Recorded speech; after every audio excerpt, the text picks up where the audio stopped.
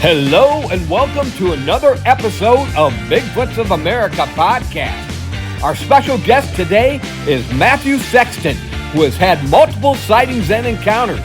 So stay tuned for more of Bigfoots of America.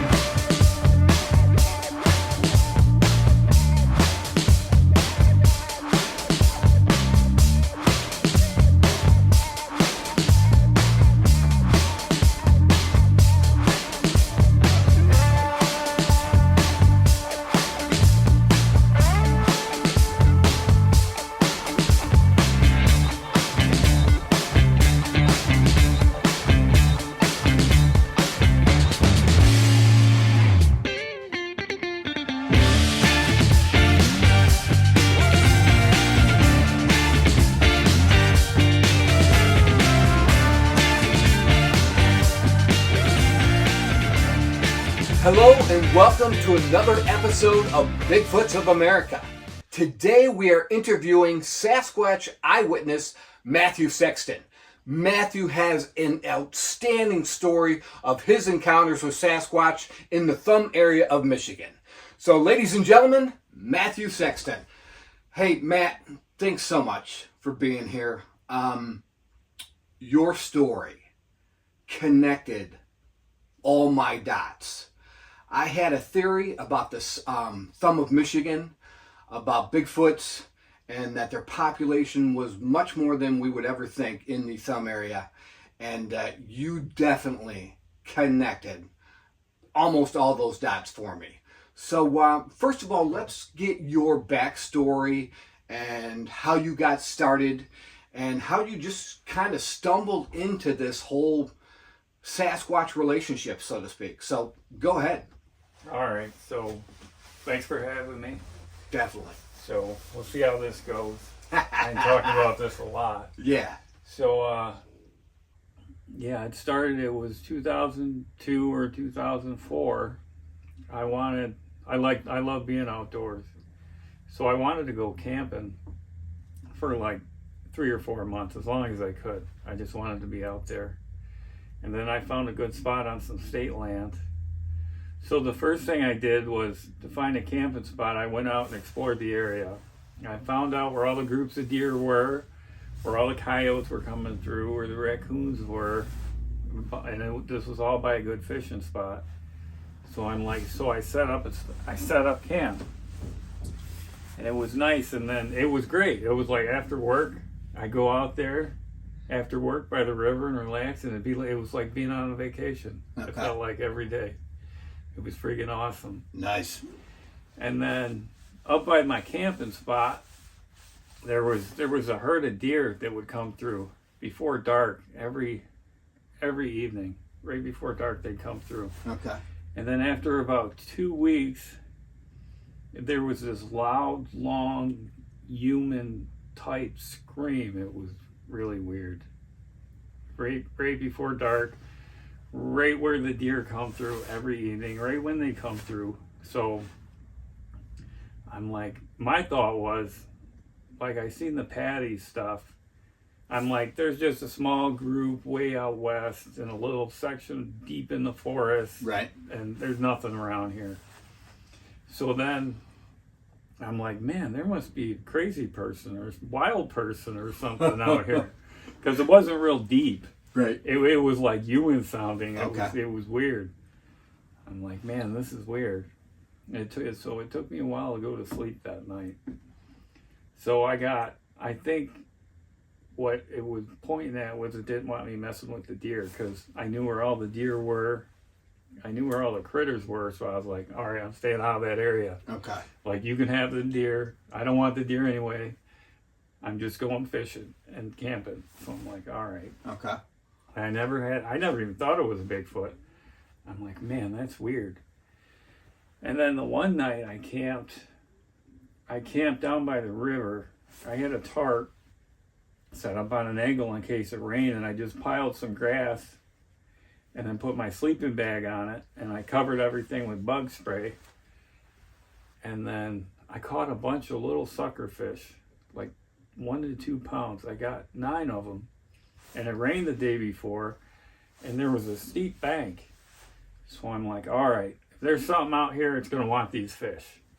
So I grabbed, there was a cedar tree or a spruce tree. I grabbed it and I threw the fish. I reached as far as I could and I tossed them a little further. So this muddy bank, if anything got the fish, I'd be able to see the tracks of what was going on. And then after I did that, and it was right before dark, and then I went to bed, and these fish were like 15, 20 feet from my head. And then I got up the next morning, they were all gone. There wasn't, all I could see were little scale impressions. Oh, wow. There wasn't even a scrape in the mud where it picked them up. I'm like, wow. I'm like, there's something here. Yeah, yeah. I'm like, this is weird. So after that, I stuck to the tent. I quit open camping because I'm like, there's something out here. Yeah, some kind of predator, right? Yeah, and then after that, the tree knocks. They were tree knocked. Then they'd surround me down at the fishing spot, and they knock.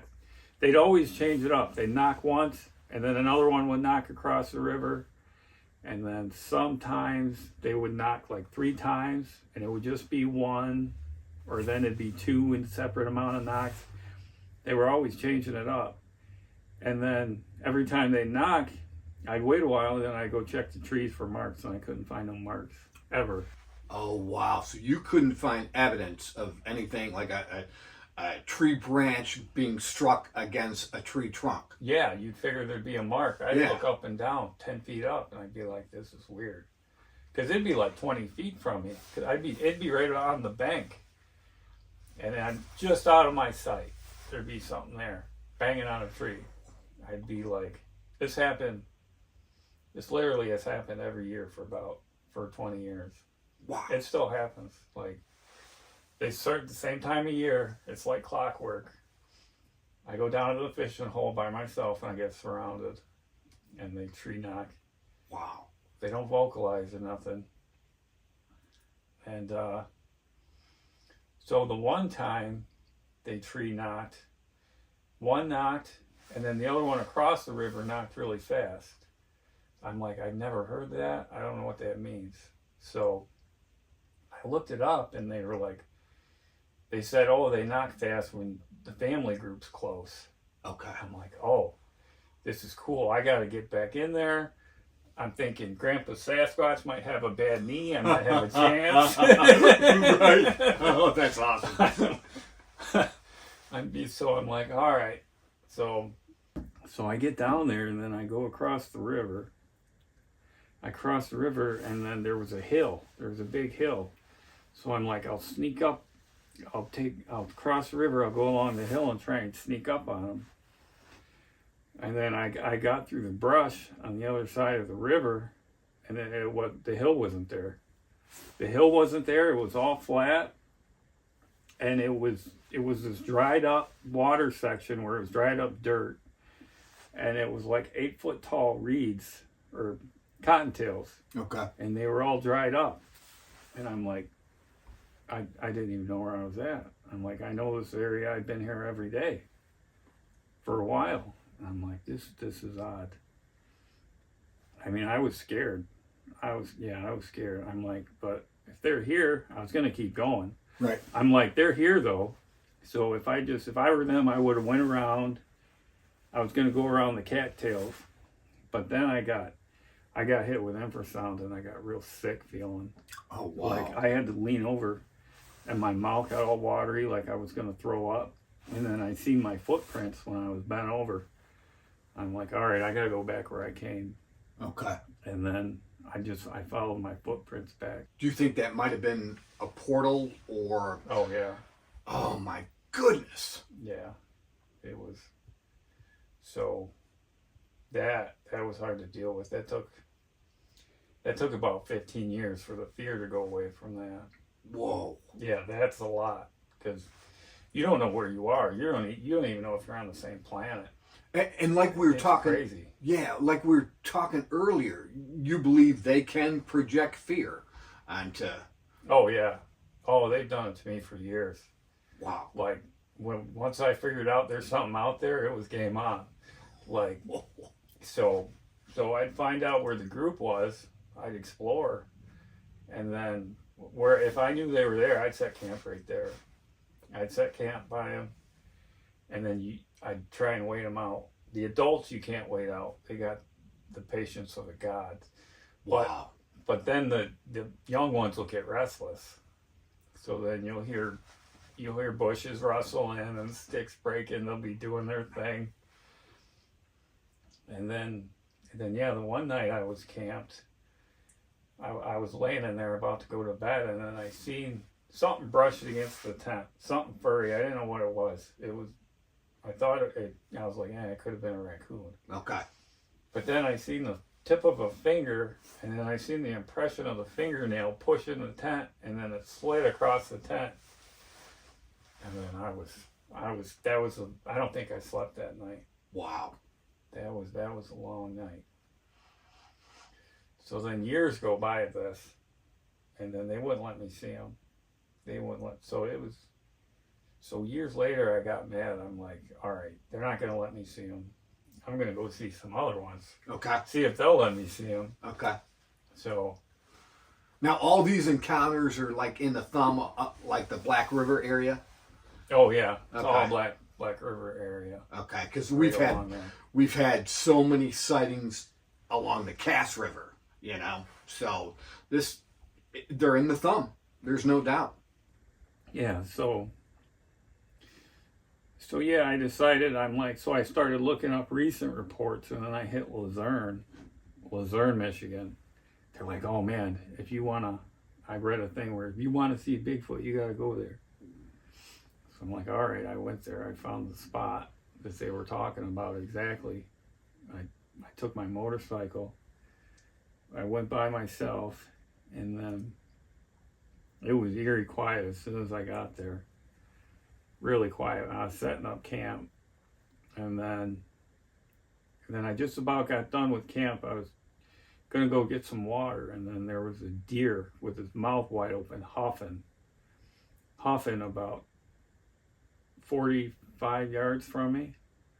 I'm like, I wanted to stand behind a tree so I wouldn't interrupt whatever the heck was going on. Okay. But it was standing there, it was looking back, and it was huffing. And I'm like, well, I just stood there. There wasn't a big enough tree to stand behind. So then it kept going across. And then I had to get water before dark because I didn't bring enough water. And there's a swamp. Folly Swamp. Okay. I think it is. And then, so it was rough getting back there. I almost lost my shoes. Okay. To get water, but I had to get water. I was out of water. Right. When you're out of water, it was summer. It was like 80. It was in the 80s that day. Yeah, there wasn't a choice. So it was real confined. And then I got a creepy feeling. And then I got back there, got my water. And when I was heading out, I noticed a game trail. So I could walk on that. And then I seen the deer tracks going along the trail. I'm like, oh, that's a deer from earlier. Let's follow these.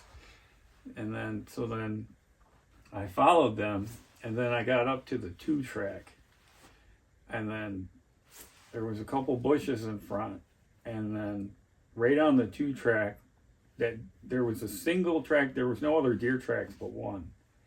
And there were stomp marks everywhere. Like there was a wrestling match right there. Oh, wow.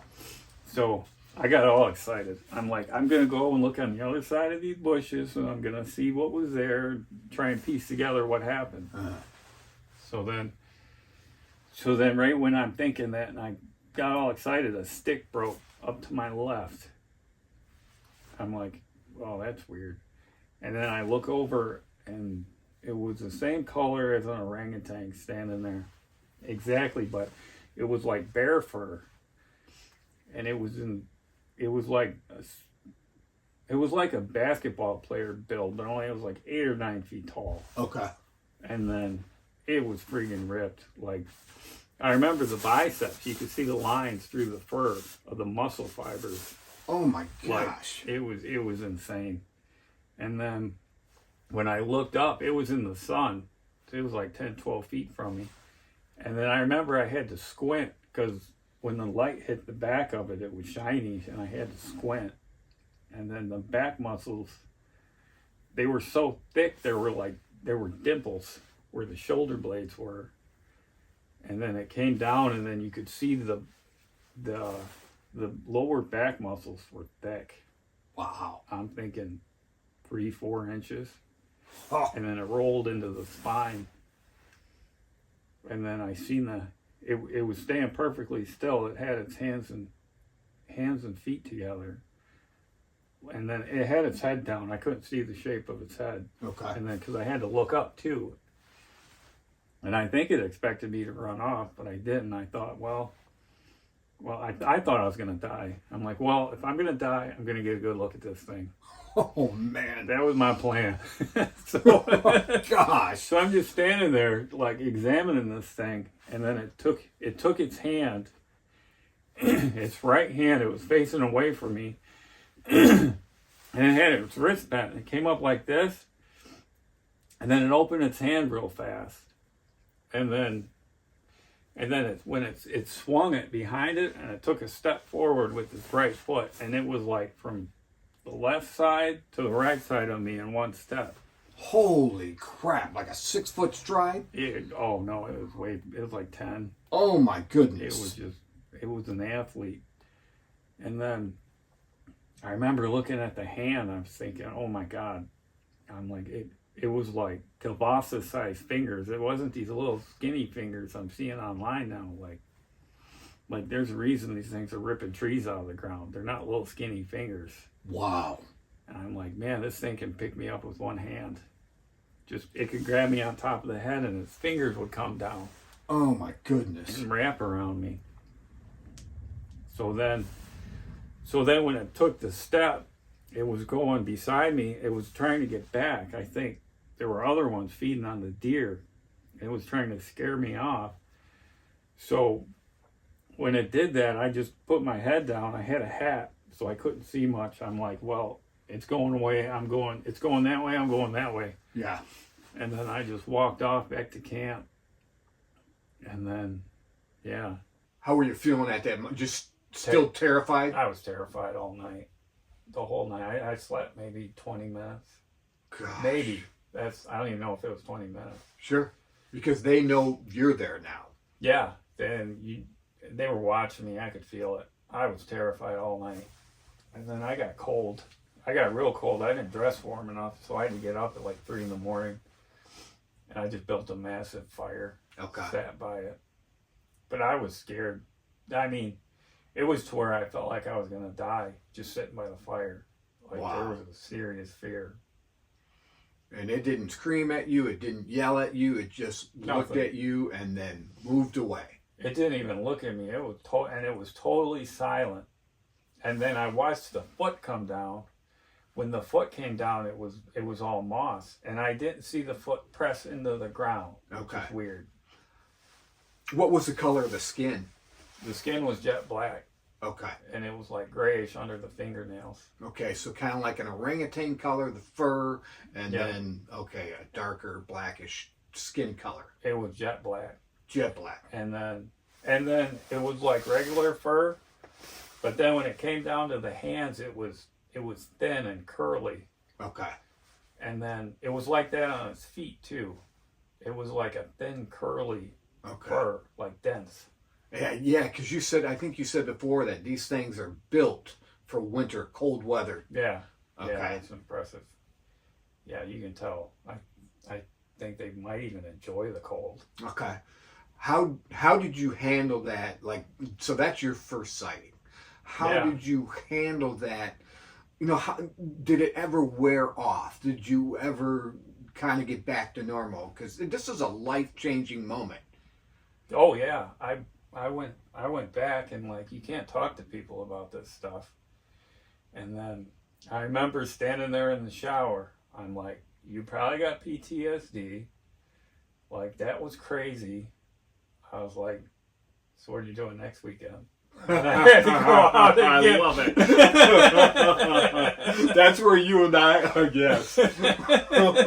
Let's give that another try. Like, it's too cool to not want to keep going. Oh man, yeah, I'm with you, brother. Like I always say, I've never had a sighting, but it's in my blood now. I've had encounters, and I Yeah. believe I've even had encounters. I don't know if I told you here at the house. I believe, that's cool. yeah, Mark, so to speak, they're banging on this camper. Yeah, bird calls after midnight outside our window, soft growls. Wow. Just the other night, like fingerprints, fingers scratching at the window. Sure, that could have been an animal, but like I'm looking at the history now of possible multiple sightings or encounters because I've been all along the Black River now. I've been all along the Cass River. You and I just got back from a location where there was a recent encounter. A man and his daughter were out there, and trees were shaking. From what I know, I'm not sure if they saw a dark figure or not, but there were growls and screams and trees shaking. And yeah, so what do you think about that area too, which was just north of Sandusky? That's a nice area. It'd be nice to spend a lot of time. Okay. So we got the north. I think it's the north channel of the Cass River up there. So you think that area could definitely hold a maybe a group of them as well? Oh yeah, they got everything they need. Okay. Yeah, everything's there. Awesome. And then they love them waterways. Okay. Yeah, and speaking of that, so let's go back to the Black River area. You had mentioned before about clams or something that they. You've been kayaking, I think. Yeah, refresh me on all that. You've been kayaking down the river and clams and. Yeah, so it's their migration route. They go about 5 miles. They only go about 5 miles a year. That's all they need to get food. Wow. So I think a lot of these different sightings, I don't know for sure, but what I think is that there's a lot of different groups. Okay. I think all the Neanderthal and the hominids and the Gigantopithecus stuff. Yeah. I think they all still exist. Okay. I think they've all evolved. And there's more of them than we realize. Yeah, there's more. There's different types. Okay. And there's a dog man. I've never seen a dog man, but we've had two, one sighting south of here years ago, an adolescent, and then two recent ones in the Cairo area. So something's going on, especially in the Cairo area. Yeah. Let's go back to the Black River. You finally saw a big male. Finally, yeah. Yeah, after 20 years of being in that area. Oh, yeah. Yeah, finally. What was that like? It was awesome. It's finally. It was. I've been trying to do that forever. Okay.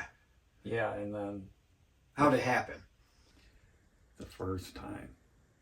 When was the first time? Well, there was the scream, and then there was the sighting. So the first sighting, I was walking out to go camping. Bow season just started. I remember because I was cautious about hunters. And then I was going back to the trail, and then it was walking beside me. I look over, it's large and black walking beside me, and I can just get little glimpses of this black, something tall and black walking. And then it veered off. I'm like, maybe I seen it on accident, and now it's going to avoid me the whole time. I'm like, oh crap. Okay.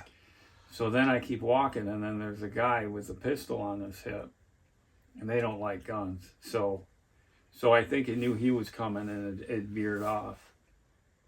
So I talked to him for a minute, and then I went down to the camping spot that I picked, where I had a tree knock happen. So I figured they were there that time of year. So I set up camp. I was sitting by the creek, so then I could get water and stuff when I needed. I was sitting right on the creek bed. I sent you that picture, I think. Yeah. Yeah, I had my little chair. Yeah. And I was just sitting there, this is the next morning. So I seen it, I set up camp, nothing happened. So then the next morning I got up, and I was sitting in the chair. I just ate breakfast or whatever. And then I'm just looking around, and then I look over, and then I see something go by. And then I got just an image of like the side of it, just like a triangle section of like the leg, a butt cheek, and then part of the back. Okay. But there wasn't no leg behind it, so it must have been jumping. Okay. Jumping out of sight. Yeah, you're saying they move so fast it's almost like a blur. It was like a blur. It was friggin' fast. Wow. And then probably like 15 minutes after that, I look over and it's just standing there looking at me like 150 feet away. And then there was a tree limb in like the middle of the forehead. And then I could see the face, and it looked like a big Indian. It had like gray skin, and the eyes were like super dark. Like you couldn't see no whites or anything. Wow. And then you could see the shoulders. It had real wide shoulders. Like, it was big. And it was just standing there looking at me. I'm head bobbing in my chair. I'm like, I'm seeing things. I'm probably seeing things. So I look away, I look back, and it's still standing there looking at me. And I'm like, well, it's got to have a body. So I'm like, there's got to be a body there. And then I see this, follow it down, and there's this outline of the whole body, and it's all jet black. Wow. And he's just standing there looking at me, and usually they make you feel afraid, I think. He didn't. He made me feel comfortable and safe. It was amazing. Awesome. Yeah, he made me feel protected. And then there were bald eagles and vultures flying around, and the bald eagles were pecking at the vultures. I think the group was feeding on a deer just off. Okay. And then they were running around the group as like a perimeter. Okay. Protecting them. Wow. I don't know why something like that would have to protect them. I don't know what could be moving in on them. Well, like you said, you think there's watchers, day watchers that watch out for the tribe. So yeah, they're just, they keep a perimeter around them constantly. Yeah. It sounds like. So yeah, so now when I go out in the summer every year, they surround me. So this is going to be an interesting summer because they let me see them. Awesome. Awesome. It's going to get better. Yeah. And then I was fascinated just by the whole that they eat the clams. You said they'll stack them up, they'll dig in the river. Yeah, that's how I usually tell they're in the area or I'm at camping, because they move north from that spot in the summer, and then I'll see clams stacked up on the banks when I know they're in the area. Okay. It's like verification. And then I got familiar with the plants they eat and where they hang out, where they eat them, where the family group stays, where they stack the deer. Stack them 3 high, yeah, or something like that. Usually about 3. Okay. And then they throw the carcasses off away from them for the coyotes and the vultures. The vultures and the eagles. I think you said one time too, the way they seem to work is they don't deplete an area of its natural resources. Like they won't feed on the deer too much in one area. They'll move on to another area. Yeah, they'll do that with the apples I put out. They used to take all the apples and all the fish. Now they just take half the apples. Oh my gosh. Yeah, so it's like they're learning, we're learning. Wow. You got a story too. If I recall correctly, the story is something, you were tired one night, you're in your tent, and they were talking or something? Oh, yeah. Yeah. So I did a screaming match with them the one night because they didn't want me there. So then I didn't want to end the season on a bad note. So I went back out there and left a bunch of apples all around my tent, and they took half of them. Wow. And then right when I woke up that morning, I could hear the samurai chatter. Okay. They were arguing with each other about something, and I could hear it. It like carried across the river. Oh my gosh. And speaking of that too, you said there have been other kayakers that go down, and there's homes periodically kind of scattered throughout the area. So people got to hear these things at nighttime. Oh yeah, it's amazing how many people don't know. How many people you can, because that first scream, There was a house right across the street from there. Oh, wow. It's like, I could probably knock on their door and they can say, yeah, Bigfoot ain't real. What are you talking about? They're Right. telling me, oh, my kids are camping all summer outside. Like, they're safe. There ain't nothing out there. Wow. Yeah, you said one time a guy and a girl were going down in a kayak, and they definitely heard the screams or the talk, and the guy sat up in his kayak, and the look on the woman's face was like, let's get out of here.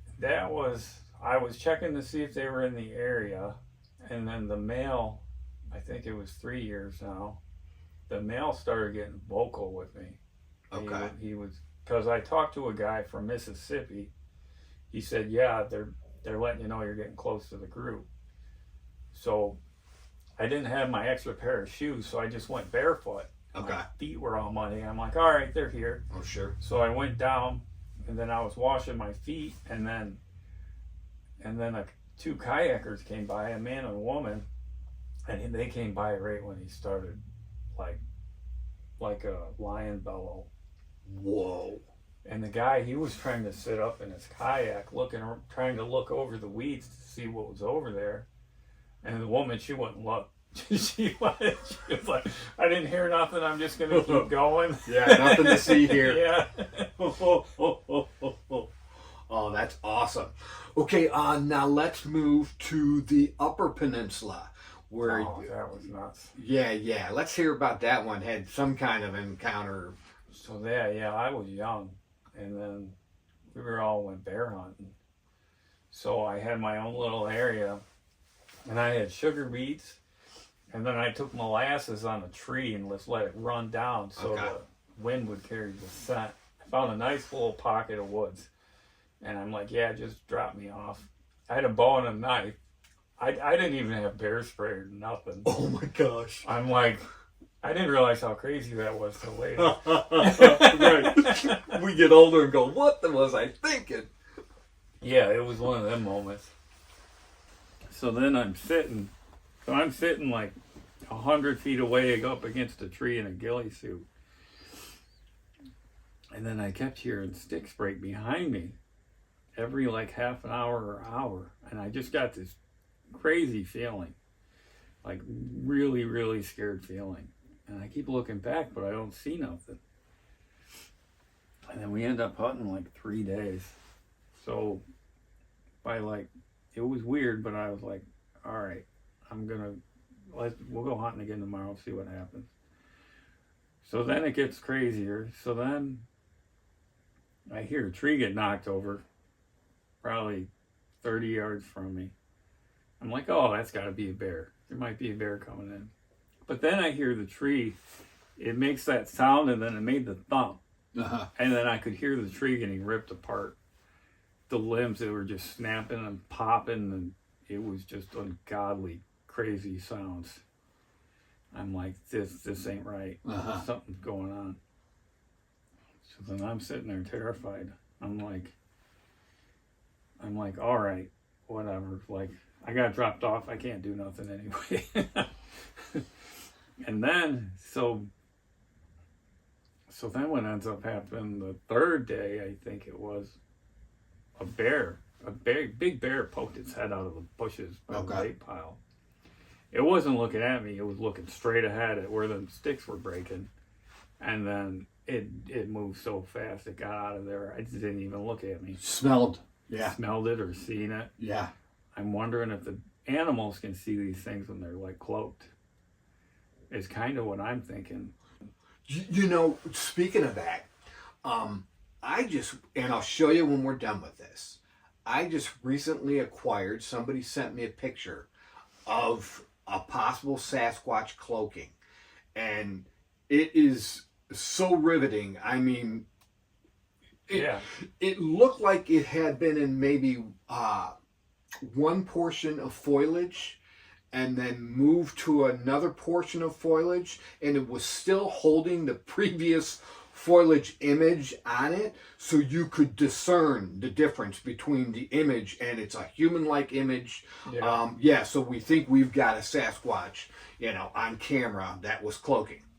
So I'd like to go over that a little bit, because Because, like, when I went through that portal, I must have disappeared.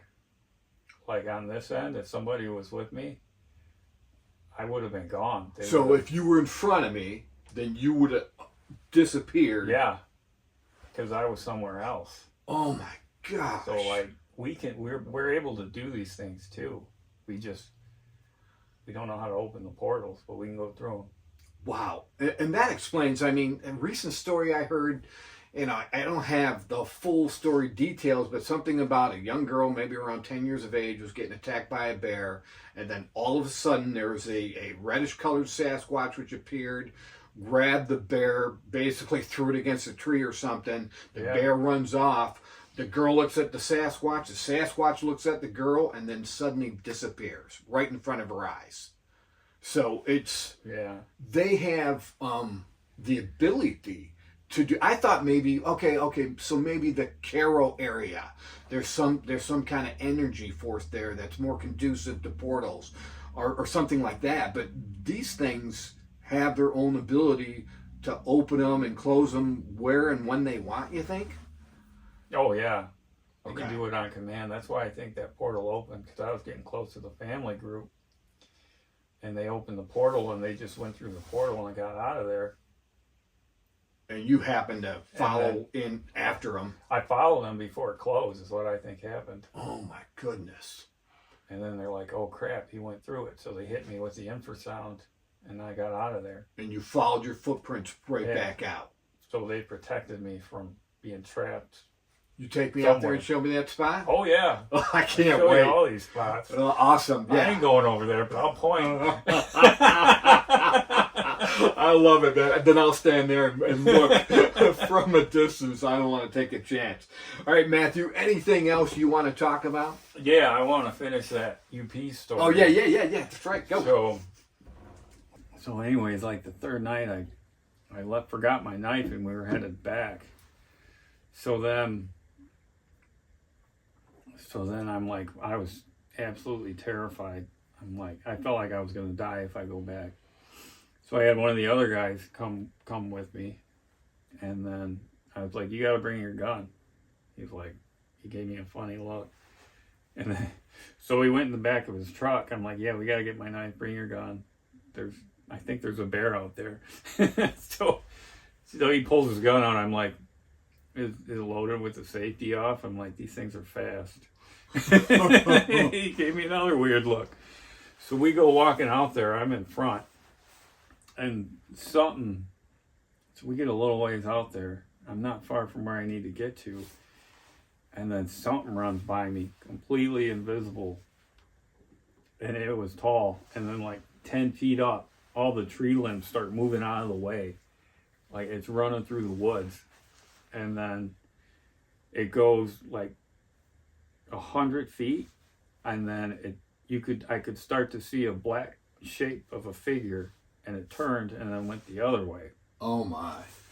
So I'm thinking too, some of these black things people are seeing aren't like, they're not all demonic, I don't think. Okay. I think there's all kinds of things. Oh, good ones, bad ones. Yeah. So I think that's important. And then I think they're definitely telepathic. Okay. And they're all connected. Yeah. So if I make one group mad, and then I go over and try and see another group, they'll avoid me too. Okay. Like 2 hours away. I think it's got something to do with that whole way, if you're marked or whatever. Yeah. Or tagged. I think so. You're a familiar, so to speak. Yeah. And once you're familiar with one particular group, then you're tagged, and they all, you're good to go or not good to go. Yeah, I think there's a lot to that. Yeah. I also heard, speaking of the UP, it was funny, a guy online in our group page said, our Upper Peninsula Bigfoots will take on your Lower Peninsula Bigfoots anytime. And so I'm like, game on. Yeah. But I had heard that they might be more aggressive in the UP because they're less likely to come across humans, so they're more wild. Where the ones in the Lower Peninsula, we're finding out they're all over the place down here. Yeah. So what do you think about that theory, where they might be more aggressive in the UP? I think it's the environments they're in. Okay. I think they adapt to their environment. Okay. I think they're definitely more aggressive. There's more wolves and bears and. Oh, right, moose. right. They've got to be more aggressive to combat. Yeah. That's how they survive. Awesome. Man, what a great interview. Anything else, man? I'm good to go. I go all day. Yeah, so we're gonna go out. Matt, I'm so excited, man. Like I said a million times to you, I stumbled into this kind of like you stumbled into it. I was doing a TV pilot series, and I met Aaron Young, and that was the moment the light bulb went off in my head. It's not that I never believed that they didn't exist. It's I'm like, they could exist, but then Aaron's face, the way he told his story, these things are real. And then there was the Cass River sighting. There's a lot of debate about that sighting. But then it's like the dominoes started to fall for me. Oh, yeah. And I got this picture in my mind, dots. And then I just started connecting the dots. And then Jim Ingram got a hold of me and connected more dots. And Malin Skinner out in the Carroll area. Then you got a hold of me. And actually, Jim Ingram sent me your podcast episode with Sasquatch Theory or Bigfoot Society. Yeah, Bigfoot Society, and I got to listen to that. And oh my goodness, then I think you contacted me through the group page, or did I contact you? I can't remember. I don't remember. All right, but anyway, so then you basically completed the picture for me of the thumb area of Michigan, and just so I can't wait to get out there with you. Show me what you know. I'm ready to listen and learn. I'm so excited. And then this year we're gonna go. We've spent so much time in the thumb this year, and you're welcome to come along anytime you want to. We're gonna be up in Atlanta. Oh my goodness, up by Traverse City. Gladwin again. I got 2 or 3 sightings in there. We've got some crazy story of pterodactyl sightings on the west coast of Michigan. Oh, heading back up to Iron Mountain, the Porcupine Mountains in the UP this year as well. So we got a lot going on, and you're invited anytime you want to come. So, awesome. Yeah, man. So Matt, thanks for being here, man. I can't wait to get out in the field with you, and we're going to do a whole episode investigation out in the field. So thanks to you at home for tuning in, whether you're listening to this on podcast or watching it on YouTube. But as we always say, stay tuned for more of Bigfoots of America.